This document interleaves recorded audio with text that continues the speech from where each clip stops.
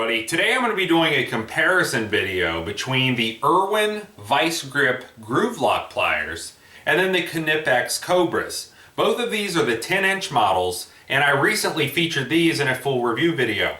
Now, after reading some of the comments on YouTube as well as the different tool forums, I can see that a lot of people seem to think that these are pretty much the exact same thing, except the Irwin seems to be a lot less money. So what I'm going to do in this video, instead of using the pair of Irwin Groovelocks that I've owned for about the last year, I actually went out about an hour ago and I picked up a brand new pair of them. It's model GV10, that's their 10-inch Groovelock model. And then I'm going to be using that same exact pair of the Knipex 10-inch Cobras that I just did a review on. And what I'm going to do is show you the differences between the two so you can make the most informed decision when you're looking at these.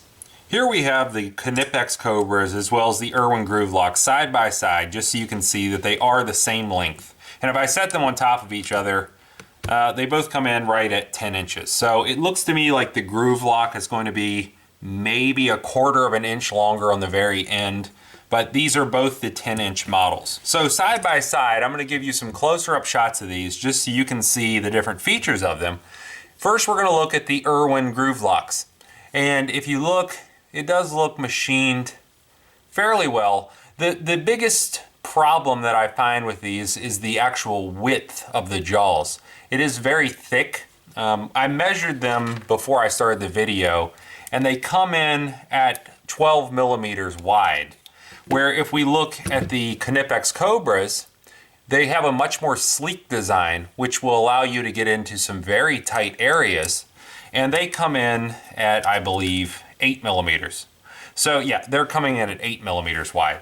Now, you might think that more is better, and I honestly think with the gripping power, that is not the case, because what you need to think about is, if you're clamping down with force onto something and you only have roughly half of the area, then you're applying, full force to 8 millimeters wide of material.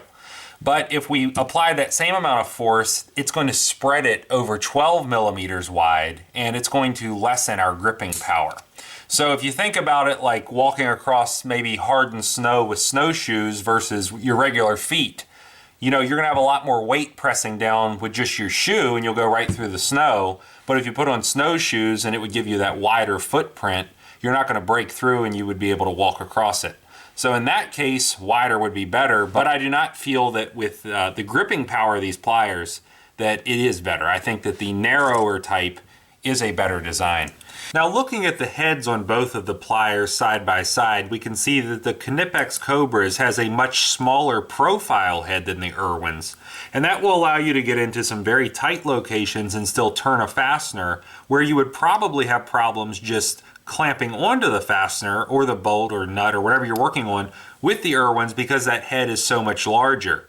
Now, if you look, it is wider and longer than the Knipex, but the biggest problem that I see here and that I've run into is the actual width of the jaw opening internal part.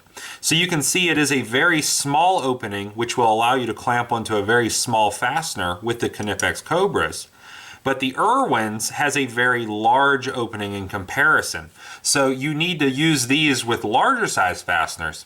But if you're looking at clamping onto something small or something that is heavily damaged, let's say even just a stud or a bolt that's broken off, you're not going to be able to do that with this 10-inch pair of Irwins, because this is not going to have enough to grip onto. So just keep that in mind when you're looking at these. If you are looking at them as far as automotive uses, a lot of times you'll have a broken off stud or you'll have something that's very small. Having that extra leverage of the entire 10 inches of this plier will make a big difference with removing it quickly and effectively. Okay, here are the two different pairs of Irwin vice grips. This is the brand new version, of course, and this is the one I've had for the last year. You can see that the teeth are very defined on the brand new ones, and you can see that there's also some sort of heat treating that was done on them in the center. It looks like maybe some kind of torch or something in the middle of assembly heated these up, and I assume that was their way of heat treating these teeth. I feel that it is very ineffective, because you can see right here, that is not just discoloration, that's actually a broken off tooth. So this back tooth has completely just sheared off. And you can see the condition of these. I'm going to flip this around now so you can check out the bottom jaws. Okay, now looking at the bottom jaws, you can see that the new ones still have very defined teeth. But look over here, and this is after very minimal use, and this is actually what happened after the first time I used it. All these bottom teeth right here completely rounded off on one exhaust manifold stud that had broken off. So looking at this, I mean, they're just completely chewed up. The small teeth in the front, as well as these large gripping teeth in the back, were completely ineffective against one bolt. It just caused all of the metal to shave off of the bolt, and I had to end up cutting it off with a grinding wheel and drilling it out. Now looking at the Knipex Cobras, you can see that those teeth are still in perfect condition. They are very sharp. There's been no rounding whatsoever. There's a little bit of discoloration just from rust and dirt that were on the different fasteners I was removing. But as far as damage to the pliers go, there is none. And if we look at the bottom jaw, it's going to be the same way. We can zoom in very close. You can see they're in really excellent condition, and those teeth are angled in such a way that it allows this to apply the maximum amount of force into clamping and removing something, and we experience no rounding off or damaged teeth throughout our testing. Okay, now to show you how to adjust the jaws with the Irwins, there's a large silver button right here. You're just going to press that in and then slide them open.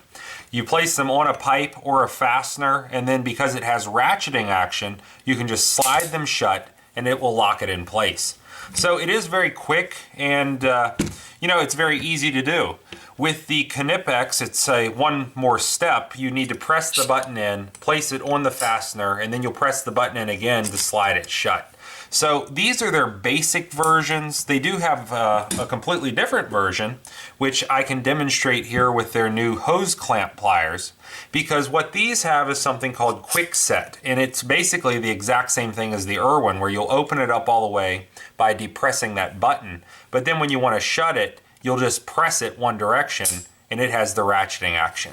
So I have not yet used these with the standard Knipex Cobras, but I really like the design and I think they work very well. Now looking at that center hinge pin or that center hinge bolt, both of these are spring loaded, so to speak, and this one is smaller, and the Irwin is very large and easy to press onto.